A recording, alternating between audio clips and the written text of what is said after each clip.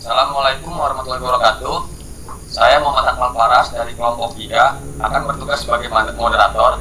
Adapun anggota kelompok saya yang lain terdapat Dian Agnia Octavia, Dwi Elia, Niken Chalendri Wicaksono, Rozia Rizky Azhara.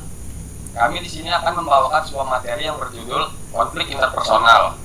Langsung saja ke materi yang pertama, yaitu definisi konflik interpersonal yang akan saya bawakan sendiri. Jadi, apa itu konflik interpersonal? Konflik interpersonal adalah konflik yang muncul ketika dua orang atau lebih merasa keinginannya saling bertentangan. Selain keinginan yang bertentangan, konflik dapat disebabkan oleh kesalahpahaman kecil atau sebagai hasil dari tujuan, nilai-nilai, sikap, atau keyakinan yang tidak sama. Konflik interpersonal dapat terjadi disebabkan banyak perbedaan antara individu, perbedaan pemikiran, perbedaan kepentingan antar individu, perbedaan kepribadian, maupun kesalahan dari dalam diri sendiri. Secara umum, konflik memiliki beberapa karakteristik, di antaranya sebagai berikut. Yang pertama, pada umumnya, konflik secara inheren melibatkan beberapa perasaan, perjuangan atau ketidakcocokan, atau perbedaan yang dirasakan antara nilai-nilai, tujuan, atau keinginan. Yang kedua, terdapat kekuatan atau upaya untuk mempengaruhi. Untuk materi ciri-ciri atau karakteristik akan dibawakan oleh Dian Agnia Octavia.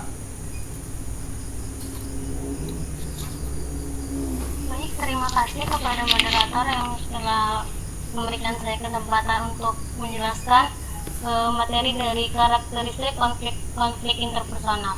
Di sini terdapat beberapa karakteristiknya. Yang pertama yaitu wilayah konflik interpersonal melibatkan kehadiran orang lain, setidaknya terjadi antara dua orang, karena konflik dapat muncul sebagai salah satu konsekuensi dari kehidupan sosial yang membutuhkan interaksi dengan orang lain. Kemudian yang kedua ada konflik interpersonal lebih bersifat antar pribadi yang biasanya berkaitan dengan sejumlah keterampilan dalam menjalin hubungan sosial yang dimiliki tiap-tiap orang. Kemudian yang ketiga yaitu ada konflik interpersonal atau antar pribadi yang disubstantif atau efektif, merujuk pada konflik antar dua orang atau lebih, tidak mewakili kelompok yang menjadi bagian dari mereka, dari kelompok yang sama atau berbeda pada tingkat yang sama atau berbeda dalam suatu organisasi. Kemudian yang keempat yaitu ada konflik antar pribadi, dapat dibagi menjadi konflik intragrup dan juga intergrup. Intergrup yaitu terjadi antara anggota satu kelompok atau antar subkelompok dalam suatu kelompok. Sedangkan intergrup yaitu terjadi antara kelompok atau unit dalam suatu organisasi. Kemudian yang terakhir ada yang kelima yaitu tindakan, baik terbuka maupun rahasia, adalah kunci konflik antar pribadi sampai tindakan atau ekspresi terjadi. Konflik adalah laten, bersembunyi di bawah permukaan. Saya kembalikan ke moderator. Baik, terima kasih Dian Agni. Untuk materi selanjutnya yaitu masalah konflik akan dibawakan oleh Dwi Elia. Terima kasih kepada moderator atas kesempatannya. Berikut adalah masalah konflik yang sering terjadi, di mana yang pertama yaitu ketidaksepakatan dan perbedaan pendapat. Nah, ketidaksepakatan atau perbedaan pendapat ini di mana masing-masing orang pasti memiliki pandangan yang berbeda terkait suatu masalah atau keputusan yang harus diambil. Nah, apabila tidak ada usaha untuk mencapai suatu kesepakatan atau merespon perbedaan dengan baik, nah konflik ini bisa terjadi. Kemudian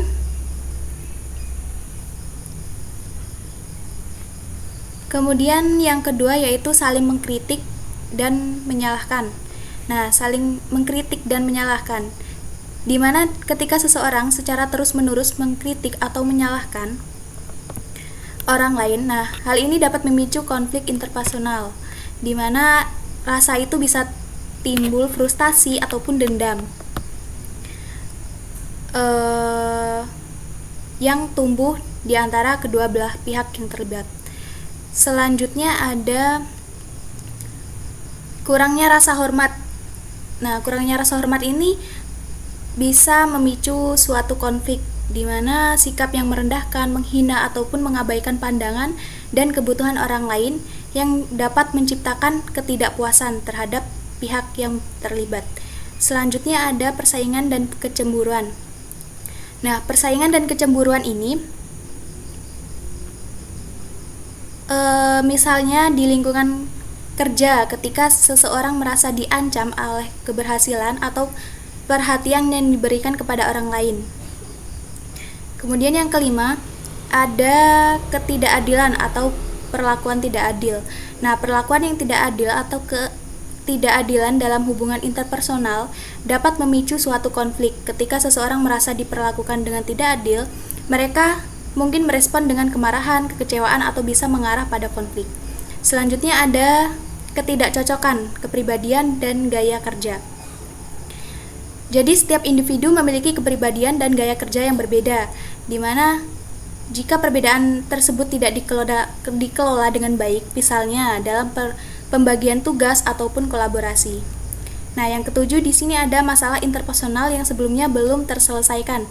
Nah, kadang-kadang konflik interpersonal yang sebelumnya belum terselesaikan ini dapat memicu atau mempengaruhi hubungan yang tidak baik di masa yang akan datang. Ketidakpercayaan, dendam, ataupun ketidakpuasan yang tersisa di konflik sebelumnya itu dapat menjadi bahan bakar untuk konflik yang baru.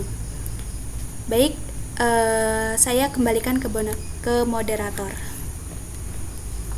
Baik, terima kasih Bu Elia telah membawakan materi tentang masalah konflik interpersonal dan masuk ke materi konflik dalam bentuk vokasi yang akan dibawakan oleh Bu Rizky Azhara. Persilakan. Baik, terima kasih kepada moderator yang telah memberikan kesempatan. Aku kelihatan baca nggak sih? Di sini saya kelihatan menjelaskan baca deh. materi tentang konflik yang terjadi. Konflik dapat terjadi setiap bentuk komunikasi, baik secara lisan ataupun tertulis. Komunikasi merupakan sebuah kegiatan pertukaran informasi antara seorang individu ataupun sebuah kelompok. Lalu, untuk jenis konflik itu bisa dibagi menjadi 5, yaitu konflik interpersonal, konflik interpersonal, konflik individu, konflik kelompok, dan juga konflik organisasi. Baik, di sini saya akan menyampaikan macam-macam komunikasi yang dapat menimbulkan sebuah konflik. Yang pertama di sini ada komunikasi interpersonal. Konflik yang dapat terjadi di komunikasi interpersonal ialah konflik yang dapat muncul di antara 2 orang atau lebih dalam percakapan secara langsung. Biasanya penyebab konflik itu karena perbedaan pendapat, interpretasi yang salah, atau ketidakkesepakatan tentang suatu masalah dan dapat memicu suatu konflik. Kamu mau tanya, Mah? Lalu yang kedua di sini ada komunikasi kelompok. Konflik yang dapat terjadi di komunikasi dalam kelompok biasanya dipicu oleh anggota-anggota kelompok itu sendiri.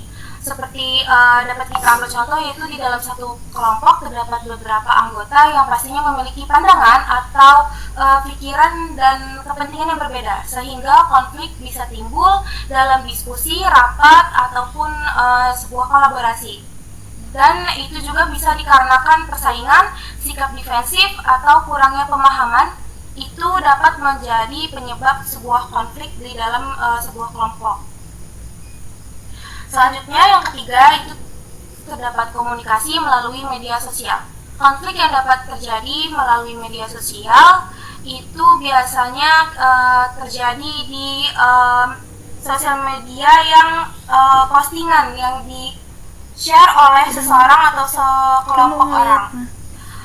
Sehingga di dalam suatu postingan tersebut terdapat komentar yang menyinggung ataupun terdapat komentar yang menimbulkan perdebatan sehingga memanas dan dapat memicu konflik di platform media sosial yang dituju untuk terdapat konflik.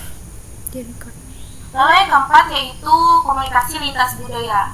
Konflik yang terjadi di komunikasi lintas budaya biasanya karena perbedaan budaya, bahasa, dan norma-norma sosial di daerah masing-masing yang dapat menyebabkan kesalahpahaman dan konflik dalam komunikasi antara individu dari latar belakang yang berbeda. Selanjutnya yang terakhir yaitu terdapat komunikasi organisasi.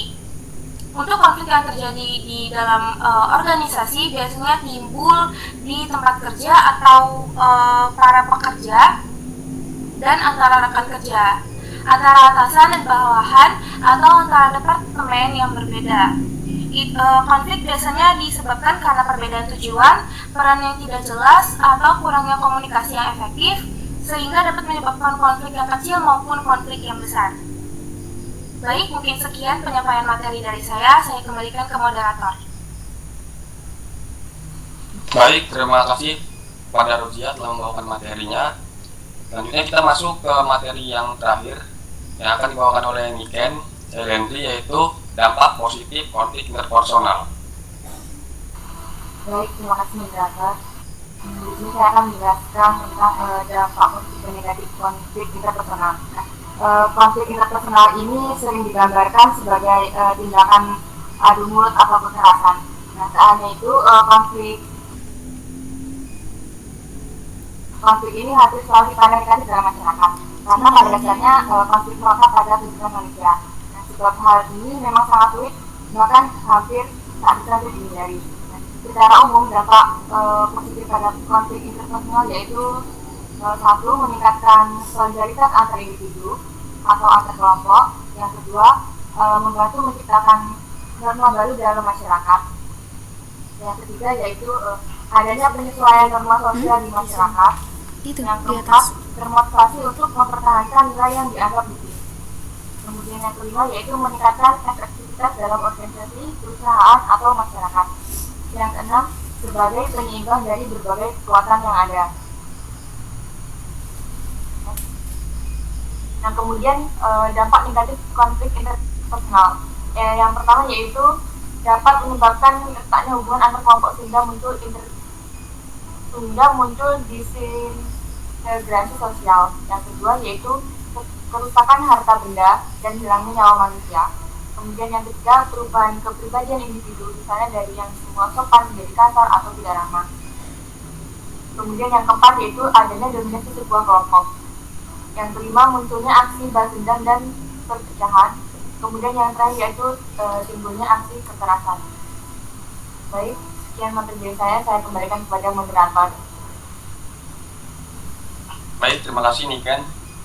Jadi di sini tidak ada tanya jawab, jadi saya akan langsung tutup untuk presentasi malam ini. Terima kasih atas teman-teman yang telah membawakan materinya. Demikian presentasi dari kita semua. Assalamualaikum warahmatullahi wabarakatuh.